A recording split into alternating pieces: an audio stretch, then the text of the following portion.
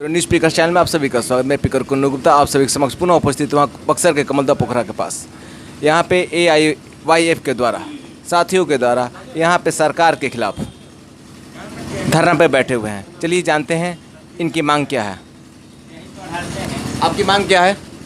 मेरी मांग है 4 माह का जो बिजली दर है, 4 माह का जो बिजली बिल है उस सरकार उसको माफ़ करे तथा 1 साल का बिजली दर में कटौती किया जाए। और हम लोग का दूसरा मांग है कि मनरेगा के तहत काम का दिन बढ़ाया जाए तथा साथ ही साथ प्रतिदिन मजदूरी 350 दिन का दिया जाए।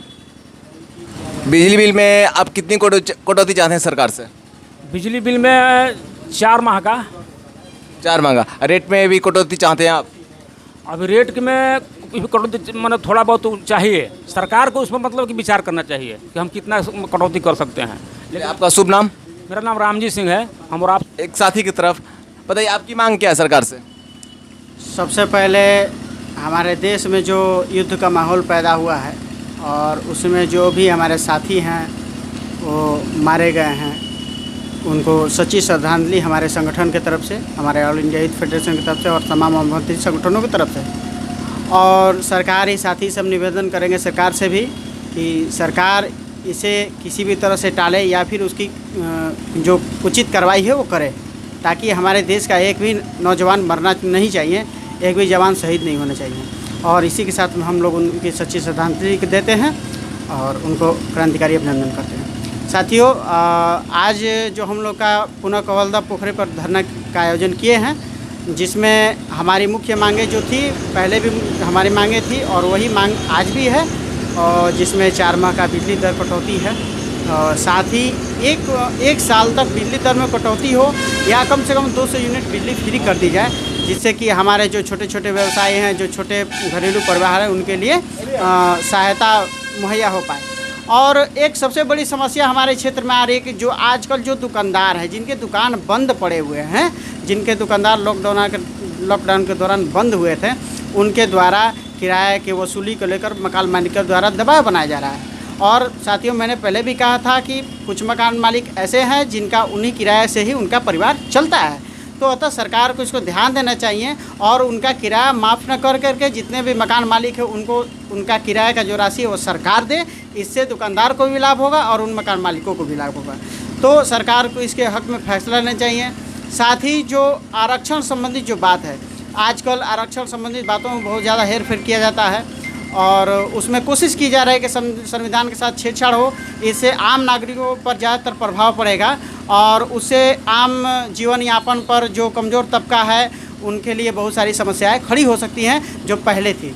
तो उसके साथ ही जो गरीब परिवार हैं उनके लिए जो है, बुजुर्ग हैं, महिला हैं, विकलांग हैं, उनके लिए जो है कुछ अलग से सहायता राशि का प्रावधान करें, ताकि वैसे लोग जो असक्षम है वो अपने परिवार को चलाने में असक्षम, आज इस महंगाई के दौर में उनकी जो जीवन यापन है वो समस्या में पड़ी हुई है, तो उसे सरकार इसे दूर करने का कोशिश करे और मनरेगा के तहत जो भी कार्य है उसको बढ़ाए, उसको काम के घंटे बढ़ाए, काम के दिन को बढ़ाए और काम के घंटे अगर बढ़ाए तो उसके लिए उन्हें दोगुना करके ओवर टाइम का मजदूरी दिया जाए। और साथ ही जो मनरेगा की मजदूरी दर है प्रतिदिन जो 300 रुपया दिया, 300 से भी कम है, 202 जो भी हो, तो अंडर 300 है, तो उसको 350 रुपया कम से कम किया जाए अभी फ़िलहाल, जिससे कि उनकी आर्थिक स्थिति सुधर सके।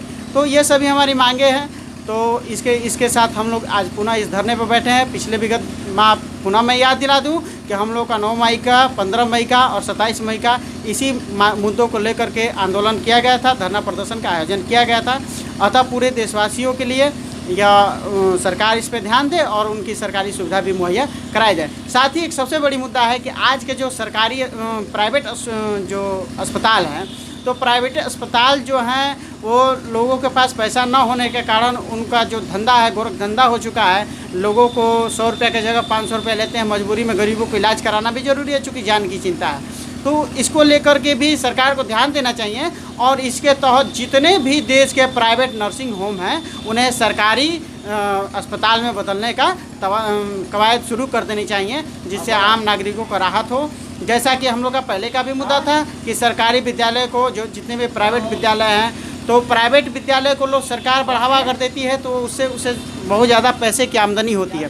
तो इसीलिए वो सरकारी स्कूल को छोड़ प्राइवेट स्कूल को बढ़ावा देती है। लेकिन सरकार से हम यह भी मांग करते हैं कि आम नागरिकों के पक्ष में, आम जनता के लोगों के हित में, कि जितने भी प्राइवेट स्कूल हैं उनको सरकारी विद्यालय में कन्वर्ट किया जाए और सरकारी विद्यालय में उचित शिक्षा की व्यवस्था की जाए, उसको आधुनिकीकरण किया जाए, उसको डिजिटल बनाया जाए, ताकि बच्चे हमारे नौजवान जो हैं भविष्य में आगे बढ़ें और शिक्षित हों और समाज में अच्छाई बुराई की परख कर सकें और अपने अधिकारों के प्रति लड़ सकें। इन्हीं से बातों हमारे माननीय प्रधानमंत्री जी डिजिटल इंडिया का नारा देते हैं, क्या ये धरती पे है ये स्कीम? मैं कहना चाहता हूं कि माननीय प्रधानमंत्री जी का उनको जितना समझ में आता है उतना ही वो बोलते हैं। वो डिजिटल इंडिया का नारा वो देते हैं तो आपको समझना चाहिए, जैसे पिछली बार मैंने कहा कि आपदा को अवसर में बदलो। ये जो कोरोना वायरस जो आपदा हमारे देश में आई थी उसको अवसर में बदला उन्होंने। कैसे बदला कि जितने भी सरकारी ऑफिसर थे, उनके कर्मचारी थे, उनके मुख्यमंत्री, सांसद और विधायक थे, उनको उन्होंने लूटने का अवसर दिया कि ये आपदा है। वो जनता को नहीं बोले कि आपदा है और इसमें आप अवसर बनाइए, आत्मनिर्भर बनिए, वो तो एक छोटी सी बात है। लेकिन असली बात है वो इन लोगों को संकेत दिए कि देखो ये आपदा है, इसको अवसर में बदलो। यानी जितना लूटना है, जितना कमाना है कमा लो, आम लोगों का खून चूस चूस के कमा लो। तो ये उनकी मुद्दा है, यही है उनकी डिजिटल इंडिया। डिजिटल इंडिया आप ही बताइए कि जिस डिजिटल इंडिया की आप बात करते हैं, जिस बच्चे को क ख नहीं आता है वो डिजिटल इंडिया का बात क्या जानेगा।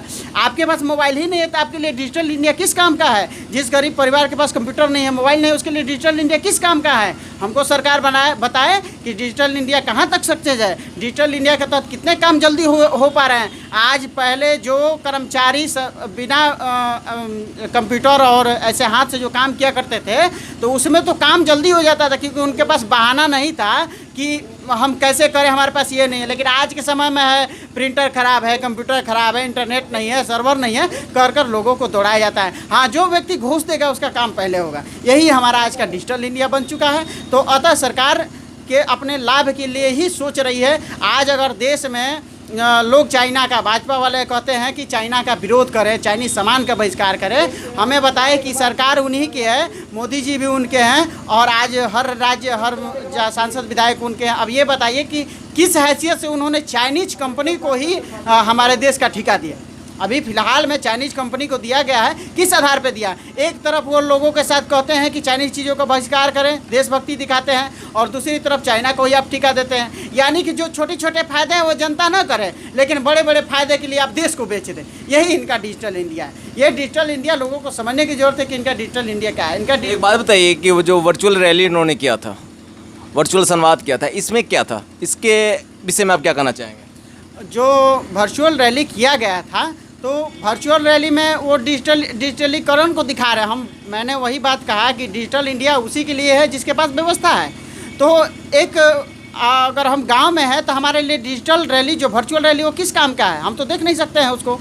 तो डिजिटल रैली तो ज़रूर कर रहे हैं, वर्चुअल रैली कर रहे हैं, लेकिन वो समाज को ये दिखा रहे हैं कि हम पूंजीपति हैं, हमारे पास पैसा है, पावर है, तुम मुझे वोट दो। लेकिन मैं कहना चाहता हूं कि वर्चुअल रैली से कुछ होने वाला नहीं है। इस बार भारत की जनता इस सत्ता को उखाड़ फेंकने का काम करेगी, क्योंकि 95% जो मजदूर तबका है, जो कर्मचारी वर्ग है, जो शिक्षक हैं, मजदूर हैं, जो हमारे अन्य कर्मचारी हैं, वो बर्बाद हो चुके हैं, हमारे व्यवसायी बर्बाद हो चुके हैं। वो इसे उखाड़ फेंकने का काम करेंगे। इनका वर्चुअल रैली काम आने वाला नहीं है। उस वर्चुअल रैली के पैसे से अगर ये चाहते तो लोगों को उनके घर वापसी लॉकडाउन में करा सकते थे।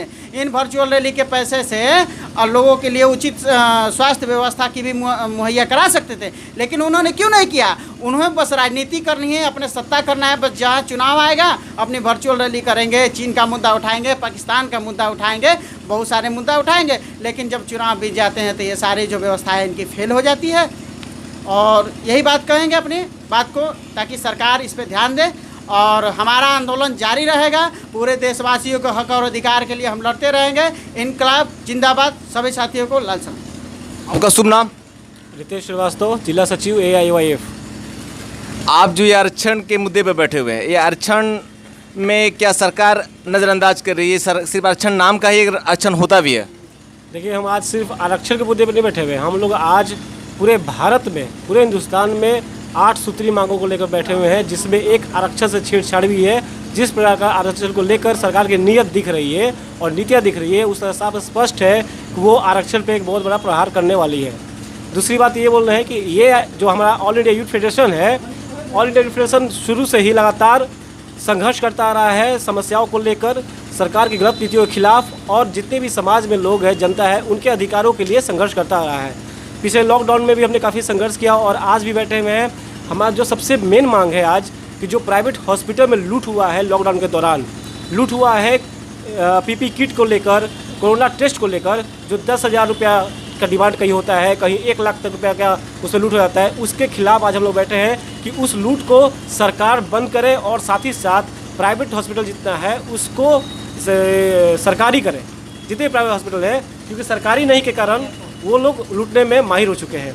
देखिए, अगर कहते हैं कि हमारे पास पैसा नहीं है तो ये साफ तौर से देश के सामने उनका झूठ होगा, क्योंकि जब कोरोना आया था तो कोरोना के दौरान लॉकडाउन हुआ, उसके बाद सरकार ने कहा कि हमारे पास पैसा नहीं, आप हमें चंदा दीजिए, दान कीजिए, care fund, PM care fund में दान किया गया। उनके पास पैसा नहीं था, इसलिए पूरे देश ने दान किया देश हित में। लेकिन उन्होंने क्या किया, जैसे ही लॉकडाउन टूटा वैसे ही 7 तारीख को उन्होंने वर्चुअल रैली किया, जिसमें 150 करोड़ रुपया करीब उन्होंने खर्च किया। करोड़ रुपया बर्बाद करने के बाद उन्होंने वर्चुअल रैली किया। ये उनका दिखाता है मानसिकता कि उनकी प्राथमिकता जो है वो जनता नहीं है, उनकी प्राथमिकता चुनाव को जीतना है, उनकी प्राथमिकता कुर्सी को जीतना है, और उसके लिए वो किसी भी हद तक जा सकते हैं, कितनी भी निर्लज हो सकते हैं। इसलिए हमारी ये मांग है कि सबसे पहले उस प्राइवेट हॉस्पिटल जो है, जो लूट का एक अड्डा बना हुआ है, उसको सरकारी किया जाए। साथ ही साथ जितने नौजवान बेरोजगार हुए हैं उनको 10,000 का मासिक भत्ता दिया जाए। बिजली बिल जो 4 महीने का है वो माफ़ किया जाए, क्योंकि जब 90,000 करोड़ बिजली बिल को दिया गया है बिजली विभाग को, जैसा सरकार कहती है, तो फिर ये 3 महीने का बिजली बिल माफ़ किया जाए। जो स्कूल फी है उसको माफ़ किया जाए, जो मकान का किराया लग रहा है 3 महीने का उसको भी माफ़ किया जाए। और इन सब मांगों को लेकर हम आज धरने पर है, और अगर ये नहीं करेंगे तो लगातार हम इसके खिलाफ संघर्ष करते रहेंगे। आपका शुभ नाम? मेरा शुभ नाम है Prem Prakash Tiwari, all India youth foundation के बक्सर जिला अध्यक्ष। हम लोग पूरे हिंदुस्तान में आज धरने पर बैठे हैं सरकार के खिलाफ, सरकार के जन विरोधियों के खिलाफ और जन नीति के खिलाफ हम लोग आज धरने पर बैठे हैं। और ये धारणा आज सिर्फ बक्सरे में नहीं, पूरा हिंदुस्तान में हो रहा है। ऑल इंडिया यूथ फाउंडेशन की तरफ से हमारी सरकार से कुछ मांगे हैं जो हम लोग पहले भी मांग चुके हैं और सरकार उस पर ध्यान नहीं दे रही है। जो हमारा अगला साथी आप लोगों को आपको बताया क्या हमारी मांगे हैं, और ज़्यादा तो हम नहीं कह सकते हैं, क्योंकि जो बात कहनी थी हमारे और साथियों ने कह दिया है। हम यही कहेंगे, यही सरकार से कहेंगे कि हमारी मांगें पूरी करें। अगर पूरी नहीं करेगा तो हम लोगों को सड़क पर उतरना पड़ेगा, चक्का जाम करना पड़ेगा और भारत बंद करना पड़ेगा। अभी तो लॉकडाउन बंद हुआ है, लेकिन अब जनता से बंद होगा। हम यही सरकार से बार बार हम लोग आग्रह करते हैं कि हमारी मांगें मानी जाए, और जो गरीब, जो मजदूर भूख से तड़प रहा है उसको भोजन दिया जाए, सही ढंग से राशन दिया जाए और उनको सरकारी भत्ता दिया जाए। अगर ये बात सरकार नहीं मानेगी, या बिहार सरकार हो या केंद्र की मोदी की सरकार हो, अगर हमारी बातें नहीं मानेगी तो हम लोग सड़क पर उतरने में देर नहीं करेंगे। अभी हम कमलदा पोखरा के पास थे। AIYF के साथियों के द्वारा हमारी बात हुई, जो केंद्र सरकार के कुनीतियों के द्वारा ग्रसित लोगों के खिलाफ इन लोगों ने आज धरना प्रदर्शन किया है, और ये धरना, इन लोगों का कहना है कि ये धरना कंटिन्यू रहेगा जब तक ये सरकार, मौजूदा सरकार बातें नहीं मान लेती है। कैमरामैन गौरी शंकर शर्मा के साथ मैं कुन्नू गुप्ता, धन्यवाद।